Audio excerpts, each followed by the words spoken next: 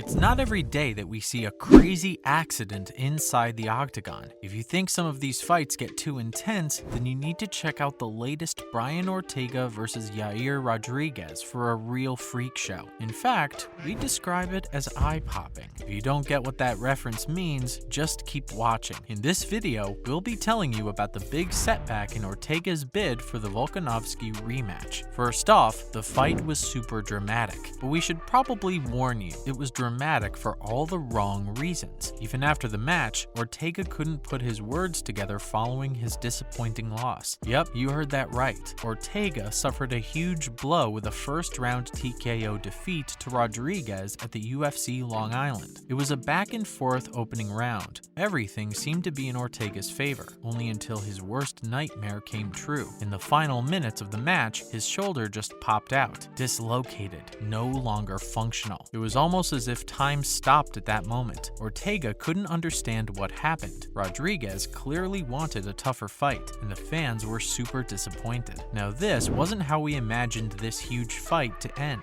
The reason why we were so excited for Ortega versus Rodriguez is because we knew what was on the line. Ortega just had a failed title bout against Alexander Volkanovski, so he was obviously out there seeking redemption. There were even talks about an Ortega versus Volkanovski rematch earlier this week, and boy, were we looking forward to that. Sadly enough, after this injury, we guess it's time to throw all our hopes away. This wasn't the statement victory that Rodriguez wanted either. After all, he was hunting for his first UFC gold, and if that wasn't enough, Rodriguez didn't want an empathetic victory before his title shot against UFC featherweight champion Volkanovski. Moving on, Ortega thinks it was just his bad luck. In his post-fight interview, Ortega said that Rodriguez had a tight grip on his arm when it suddenly dislocated. This wasn't an arm lock or anything, just a straight-up freak accident. Ortega also mentioned that this is the first time something like this happened to him, and of course, he's quite taken aback by it. The thing that's stressing Ortega the most is that everything was going his way. He was winning every minute of the fight and was clearly sticking to the game plan, even though he's known to get too emotional inside the octagon. Everyone knew that Ortega was about to use his best move, grapple and take control, but he never got the chance to. The dislocated shoulder is super unlucky for Ortega because he's already had 2 shoulder surgeries in the past. If he needs to get another one, we're unsure about whether he'll ever set foot in the octagon again.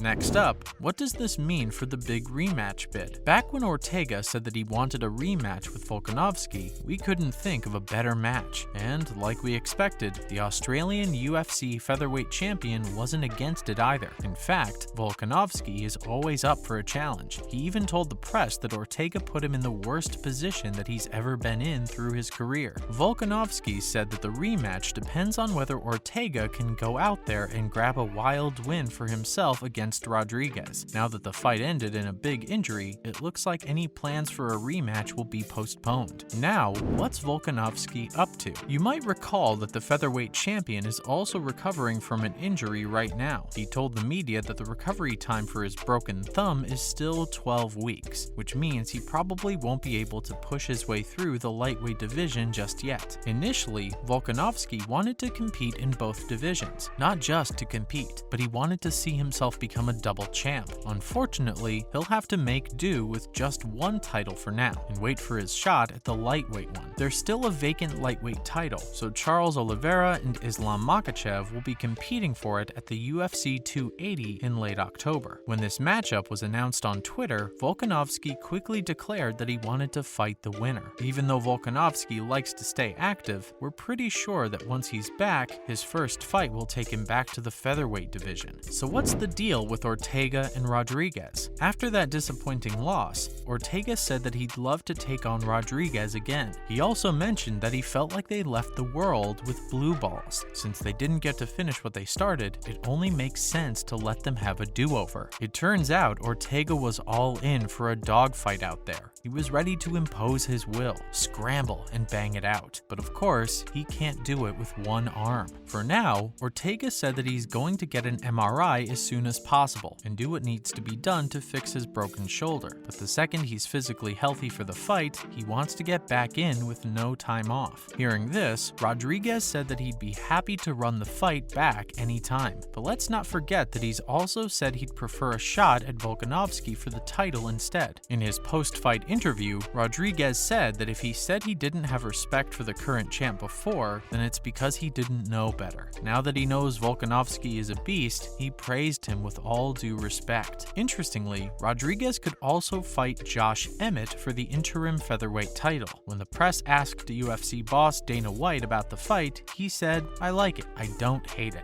We're not sure what that means, but we've got our fingers crossed for a more dramatic title match soon. And now for some other UFC news. First off, former lightweight champ Frankie Edgar has a request for his final match. You might recall that Edgar suffered the most brutal loss of his career last November at UFC 268. The front kick knockout by Marlon Vera left a sting that lasted for a good couple of months. But even after the devastating moment, Edgar wasn't ready to give up. He said that there's a lot more he can give to the sport and that he can still do this at a high level. Unfortunately, that tide seems to have settled now. Aaron Bronstetter recently took to Twitter to reveal his interesting conversation with Edgar's manager, Ali Abdelaziz. Turns out, Edgar has requested to have his final fight at the UFC 281 in Madison Square Garden against whoever the promotion decides to put in front of him. We're not sure if this fight is going to happen, but we've clearly got a reason to look forward to November 12th. Next up, is Oliveira versus Makhachev really a fair fight? Oliveira is the former lightweight champion who's coming to this fight after 3 straight wins. He had straight finishes against 3 of the top 5 fighters at 155 pounds. Does he really need to fight against Makhachev now? The only logical explanation to pair these two together would be that the promotion is super impressed with Makhachev's technical knockout victory against unranked Bobby Green.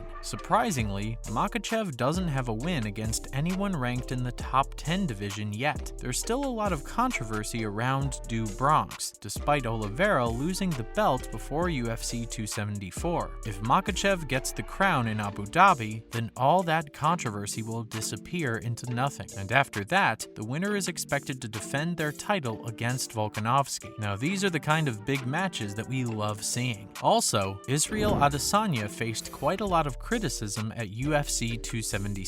Even though Adesanya got his lopsided victory on the scorecards, which helped him defend the UFC middleweight title, nobody was too impressed with the fight. It didn't have any memorable highlights or huge moments that would live on, and in the days after UFC 276, Adesanya was happy to defend his victory and boasted about the dominance he showed throughout the 5 rounds. But UFC president Dana White knew better. He said that Adesanya's performance clearly didn't live up to the billing, but contender Cannonier wasn't looking for a fight of the night bonus either. At the UFC Long Island press conference, White said about Adesanya that he won. He also added that he isn't sure if that's the performance Adesanya wanted to give out there, but it always takes 2 to make an interesting fight. We can't say much about whether all the criticism Adesanya is getting is fair or not, but White expects to see a much better fight next time. He's confident that when the middleweight champion defends his title next time, the fight is going to be out of this world. Interestingly, Adesanya's next fight is against his longtime rival, Alex Pereira. Since the two fighters already have a long history, White is confident that the fight will be above and beyond everyone's expectations. And that's a wrap for this video. What do you think about Ortega and Volkanovski's rematch? Can the two heal from their injuries soon enough to head inside the octagon again? Let us know in the comments below. Before you go, don't forget to give this video a thumbs up and subscribe to our channel for more awesome content like this. See you next time.